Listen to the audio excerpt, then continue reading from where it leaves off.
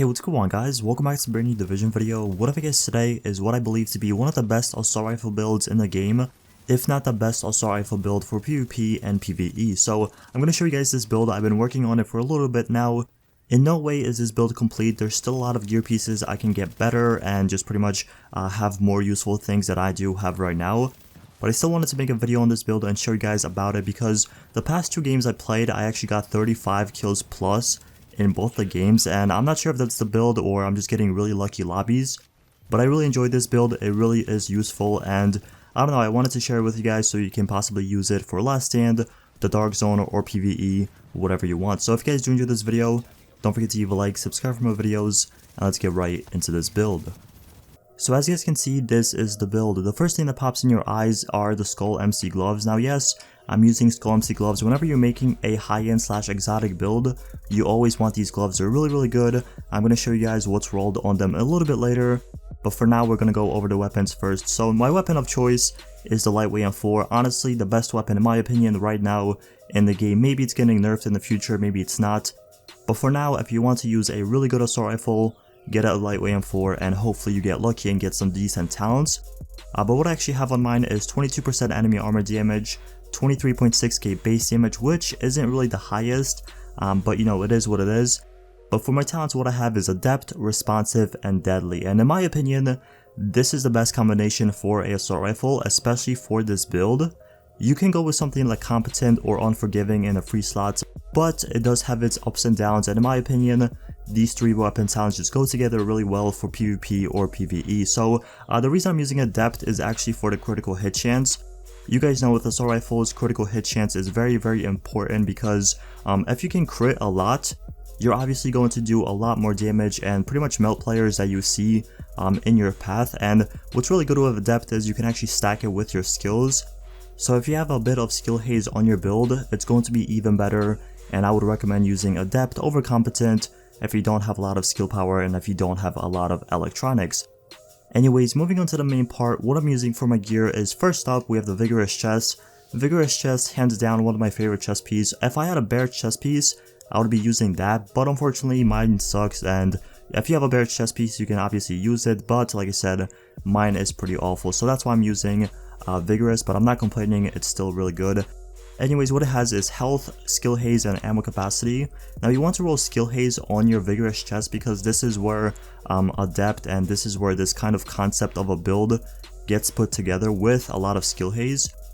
Up next for the mask we have refreshed. Now you can go with something like rehabilitated or Pharaoh's mask or even a tenacious mask, but if you don't have a lot of skill power and your heals are not really that good and you want to use booster shot, refreshed mask is the way to go in my opinion, so that's what I'm using. I also have firearms on it, critical hit chance, and an increased kill XP.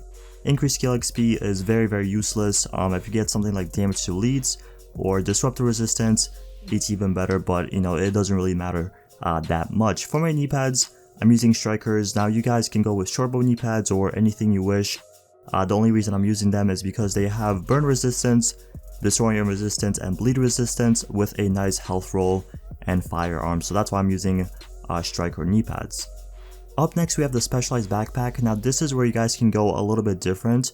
I rolled for firearms, but you can go for something like electronics. In my opinion, it works out the best in firearms because you still want to do a lot of damage with your weapon, but if you want your heals to be even better and your pulls to be even better, go in electronics. You're going to have over like 5,000 electronics, which is very good. And I also have health and bleed resistance as my minor attribute. For the gloves, we're using the Skull MC gloves. Now this is where I wish my gloves were a little bit better. What I have on it is 1232 firearms, 9% skill haze, 7.50% enemy armor damage, and 16% critical hit damage. Now if I didn't have enemy armor damage and if I had assault rifle damage or even SMG damage, these gloves would be way better and this build overall would be just a bit more better, but you know, it is what it is. Enemy armor damage, I'll take it. As long as you have skill haze on your gloves, you should be good. Last but not least, we have the holster. Now what I'm using is the sturdy holster. To be honest, I'm really looking for a steadfast holster. I think that's the name of it. It's whenever you go in cover, your health regeneration kicks in twice as fast. That one's really good for PvP and PvE. It just, I don't know, it just comes in handy. Honestly, it doesn't really matter what you use as long as you like it and you find a use for it. you should be fine. I'm also using skill haze instead of health now. If you guys do feel a little bit squishy without health on the holster, I would recommend going health and just giving yourself a little bit less skill haze.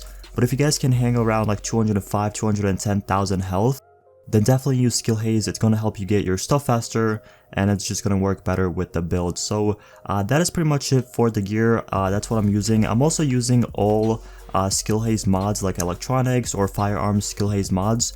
So you guys want to spec into that a lot, and that's pretty much where I'm getting most of my skill haze. The final thing I'm going to show you guys are my character stats. So let's look at the weapon damage first. What I'm doing is around 23.6k base damage, and that is without being normalized. When you go in last stand, you get around 24.2, 24.3k base damage, which is pretty good. And that's without booster shot, that's without your pulse, which is pretty good. I also have around 13% critical hit chance, but keep in mind, since we have adept, anytime I use my skills and anytime I stack them, I can very easily get over 50%. And also for my critical hit damage, I have 114%. Which, once again, I can go a little bit higher, but I do find 114% is just right, and it's not, a low amount, but it's not a crazy amount either. And we're also going to look at the health, which I'm sitting around 205,000 health. In last stand, it does go up to 210, 215. Once again, if you do feel squishy, take off skill haze out of your holster, put on health, and you should have an additional 8.5k health on your character. The last thing we're going to look at is the skill haze. So I'm sitting around 36%, and this is just right enough, in my opinion, to get your pulls fast, to get your booster shot fast. If you want to get it even faster, obviously stack more into skill haze. But in my opinion, this is just right, and like I said, you get your abilities really quick, and you can stack adept to about 50% critical hit chance, which is insanely good. Anyways, that's pretty much it for the video. Thank you guys so much for watching. If you guys have any questions, feel free to ask in the comment section below. I reply to all my comments, but once again, thank you so much for watching, and I'll see you guys in the next one.